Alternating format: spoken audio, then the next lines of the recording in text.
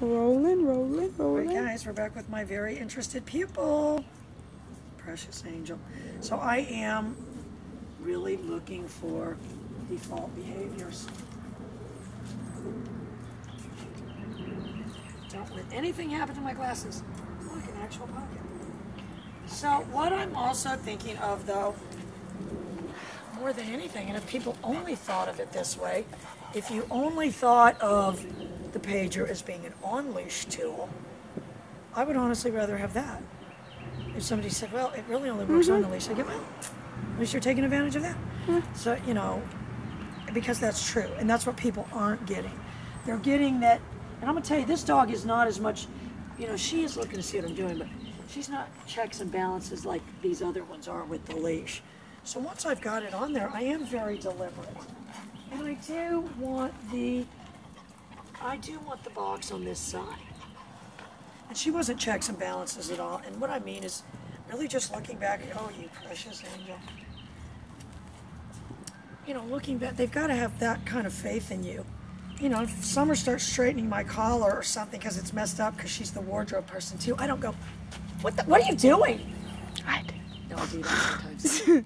No, you're good about it. You're pretty good about that. No, this is what she goes, oh, you're texting it. I like the tag. That's just something I make up because I'm so touchy. You know, and that's what they are. I'm trying to straighten their tag. I did it on purpose.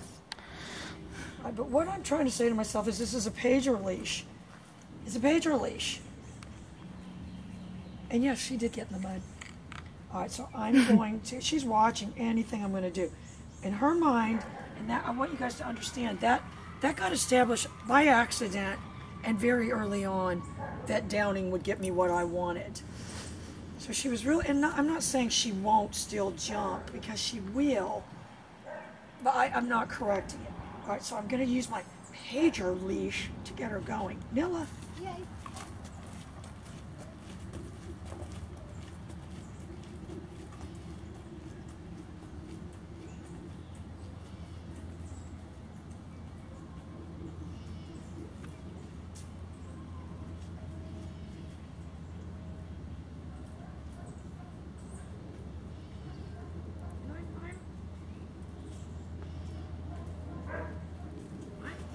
The leash like a rudder.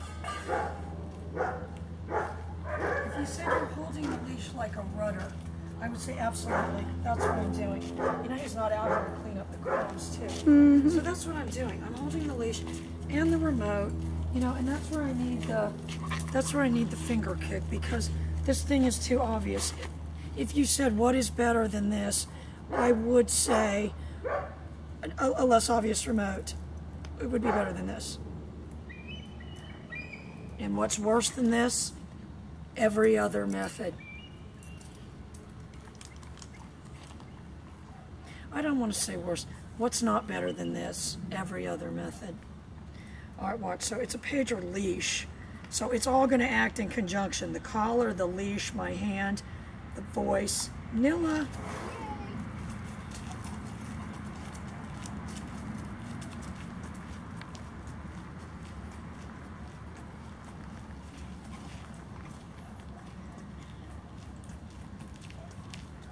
I want to let her know. Yay!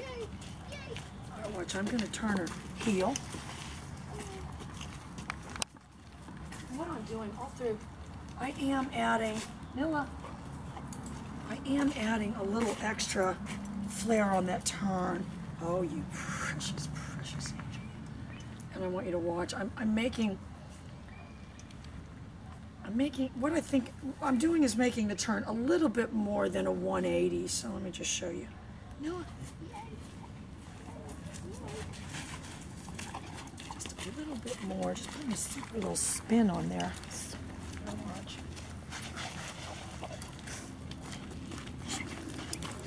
And I may be shooting myself in the foot. Nilla, I'll tell you where she's headed, back for the treats. But I buffered that. If you said you didn't buffer that, I'd say I'm using my leash as a rudder. And I want you to understand, you want to have a certain, it's very important with a dog like this, because you guys have seen these handlers come and people just, sure you've seen regular owners healing their dogs and stuff. It's very painful. It's very painful. It's almost like if you just put skates on them, crash test dummy, and sort of pushed it along. That's how interactive they are. If you just put them on a track and sort of put, am I wrong? Or you just made the feet move a little.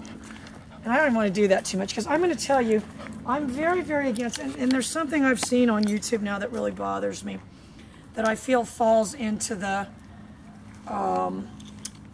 category of the handler acting erratically, taking a puppy like this and then throwing just buckets of tennis balls, or they'll have 5 or 6 of them downing and just throwing balls everywhere with these maniacal looks on their face. And the looks on these dogs' faces is painful.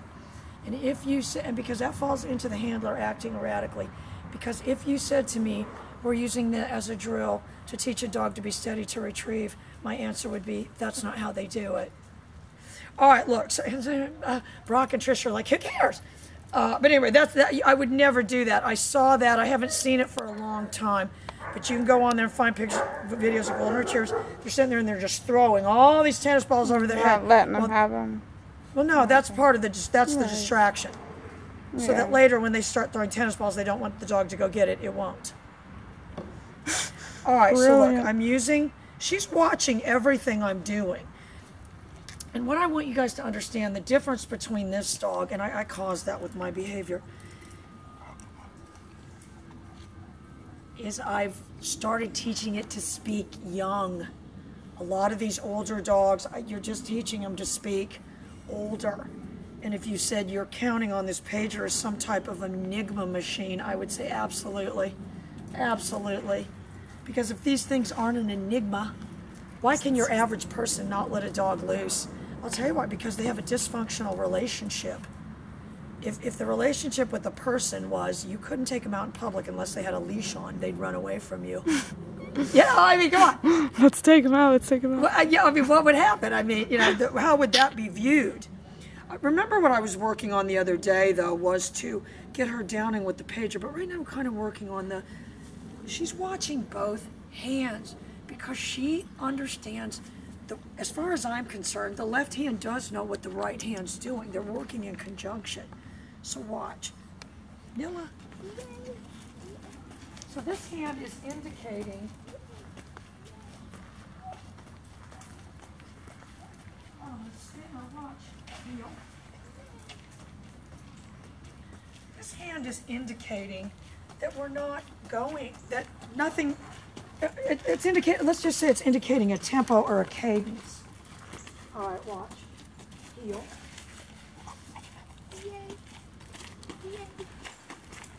And I'm fiddling right now, but I'm making up the cadence with this hand. I need to get this one back in play as soon as possible.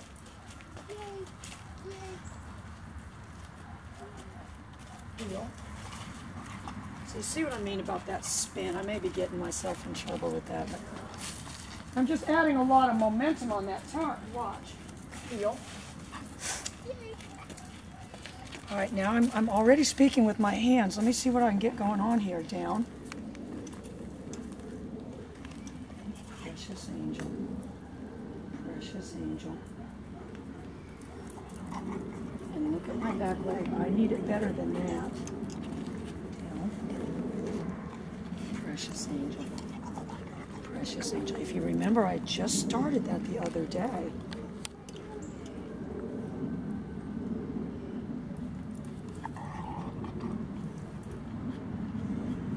Watch, I'm going to pick her up with the pager.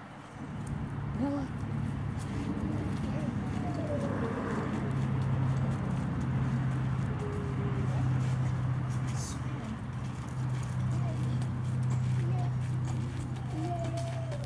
I've got the sensation. I'm going to tell you where that's going to come in handy later if I want to rudder this way. And I don't. I don't want to do that right now because that's what I'm working on. All right, watch. She's watching this hand. The hand, everything, it's all going to down. You precious angel. I'll tell you how she's doing. She's doing absolutely perfect. All right, guys.